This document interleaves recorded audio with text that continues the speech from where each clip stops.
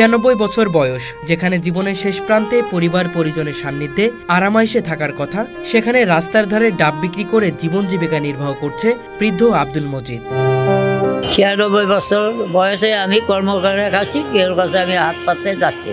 বয়সের ভারে নুয়ে পড়লেও আত্মসম্মান ও হালাল উপার্জনের বিশ্বাস তাকে এখনো এগিয়ে নিয়ে চলেছে প্রতিদিনের জীবনের কঠিন লড়াইয়ে। মানুষের কাছে হাত পাতলে মানুষের দেয় না, আরো খারাপ খারাপ কথাবার্তা কয়। এই বয়সে ভিক্ষা করে জুয়ার মানুষ, এই কারণে ভিক্ষা টিক্ষা করি না, পয়সা দুগা মাল আনি দুগা বেশি।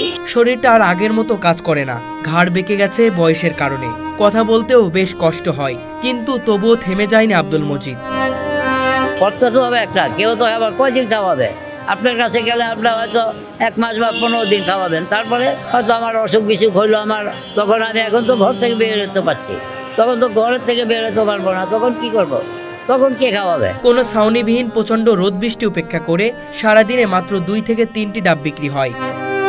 কখনো কখনো কিছুটা বেশি হলে তাতেই সামান্য লাভের মুখ দেখা যায়। এই সামান্য আয়ে বাজার করে সন্ধ্যায় বাড়ি ফেরেন তিনি। একমাত্র সন্তান, যিনি নিজেও সংসারের চাপে বিপর্যস্ত, স্ত্রীও কিছুদিন আগে চলে গেছেন না ফেরার দেশে। এখন একা হয়ে গেছে আব্দুল মজিদ, তবুও কাউকে দোষ দেন না, নিজের অবস্থাকে মেনে নিয়ে সাহসিকতার সাথে লড়াই করে যাচ্ছেন।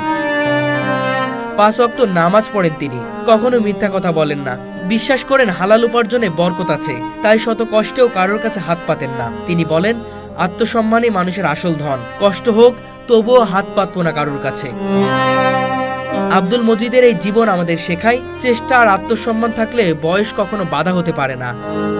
আমাদের চারপাশে ছড়িয়ে থাকা এমন মানুষগুলোর গল্পই সমাজকে দেয় সাহস, অনুপ্রেরণা এবং মানবতার শেখার এক অনন্য দৃষ্টান্ত।